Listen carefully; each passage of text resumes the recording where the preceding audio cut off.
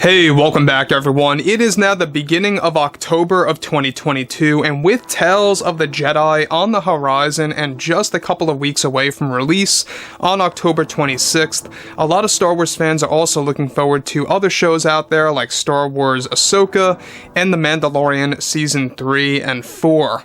This is Mike Zero. Make sure to subscribe if you are new to the channel for future Star Wars updates. Also, by the way guys, make sure to drop a thumbs up on this video to support the channel. I thank you all so very much for the kind support. It is greatly appreciated.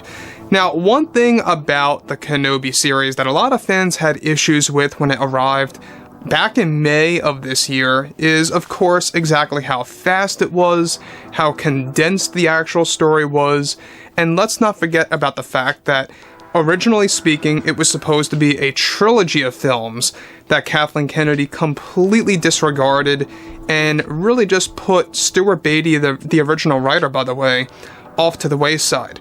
And that brings us to the big subject today of what's happening with the Kenobi series reboot, or should I say soft reboot, that's going to still be considered a Season 2 that will involve both John and Dave. So there is a big planning process happening right now behind the scenes over at LUCASFILM. They're trying to figure out a release date and a production date as well, and really kind of trying to push things forward for the better. Now, with that being said, they're already using a lot of storyboards that were supposed to be used for the Kenobi trilogy and how that's going to be salvaged for the soft reboot of the Kenobi series. So let's tap into this right now and exactly what's been happening behind the scenes. Now, given that Kathleen Kennedy has pretty much no creative power except for the Acolyte and Skeleton crew, this is of course going to apply to the Kenobi show.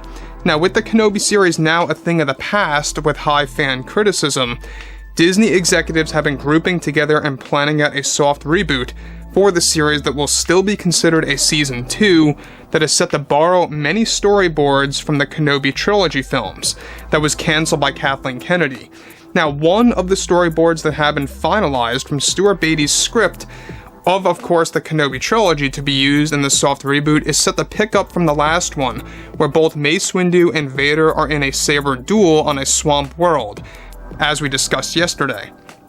Now here, Vader's arm has been severed by Windu, and Vader is still engaging in the saber fight against Windu in the battle using, of course, the Force. The storyboard illustrates a fine moment in which Vader crumbles a cliff next to Mace Windu and creates a massive landslide in which it begins to consume Mace Windu, where he loses his lightsaber in the process. This is where Vader then escapes and boards his starfighter, knowing that he is no match for Windu at the moment but has further plans after his injury to his arm. The next illustration description involves Vader inside of his meditation chamber with his mask off, followed by medical droids reattaching a brand new limb to his body. As this is happening, the voices of Padme Amidala and Mace Windu can be heard in the background. This is said to be dialogue from Revenge of the Sith that is playing through Darth Vader's mind. Now, I want to focus on one thing here before I get to the next thing, is that we obviously know that Stuart Beattie is a real fan at heart. Unlike Joby Harold, who has openly admitted and stated that he never watched Revenge of the Sith from start to finish, let alone episodes 1 and 2. So he never really got involved in the prequels and never really knew about the lore in depth, right?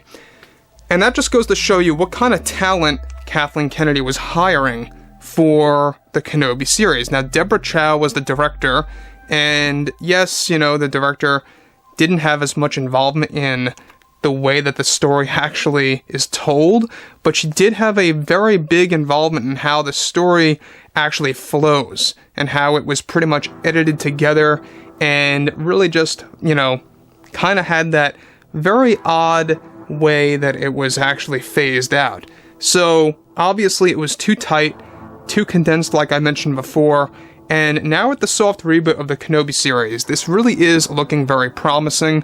It's sounding very promising because they're taking original storyboards, which by the way are little illustration pieces that are being finalized now for the script to be used by Favreau and Filoni to really steer things in the right path to create a course correction for the Kenobi TV series.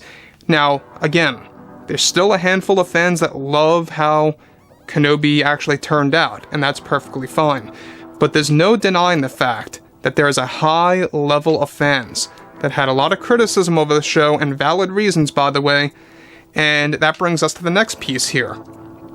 So, of course, the storyboard then progresses to a point in which Vader then begins to enter his bacta tank, something that fans have never seen before in live action, of him actually stepping into it and getting disassembled. Now, we've seen him getting assembled, but not disassembled. Now, this is where Vader tries to search his feelings to where Mace Windu is heading. As it turns out, Vader actually left Mace Windu alive on purpose, and for him to use the Force to survive on purpose as well to sense him. This is how Vader begins his journey to hunt down Jedi and hiding across the galaxy.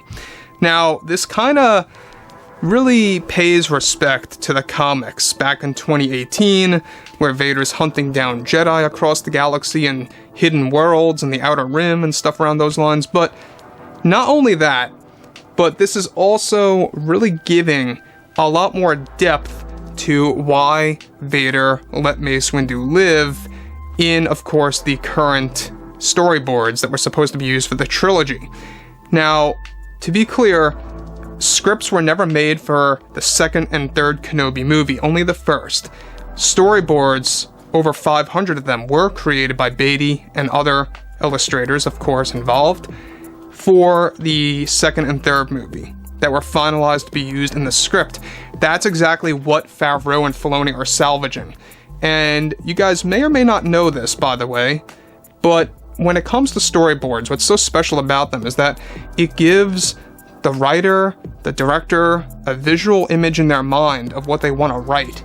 And that's exactly what Spielberg actually helped out with George Lucas for the final duel between Kenobi and Anakin/Vader on Mustafar.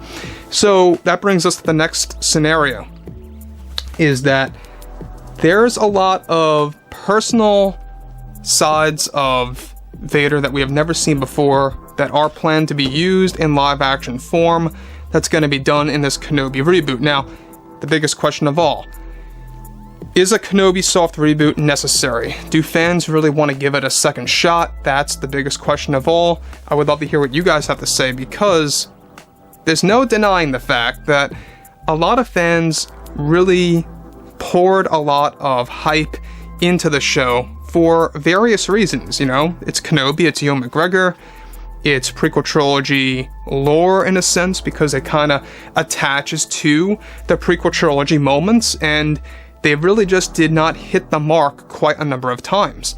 In fact, Kenobi Season 1 was supposed to be 9 episodes, it got dwindled down to 6, and it was just too tight of a story, and it just did not flow correctly. They made very bad story decisions, in my opinion, and it had its good moments, but it really needed a lot of improvement. So, with that being said, guys, drop a comment below. Let me know what you guys have to say about all of this below in the comments, and if you guys did enjoy the content for today, make sure to drop a thumbs up on this video to support the channel. I thank you all so very much for the kind support, and I'll catch you guys next time.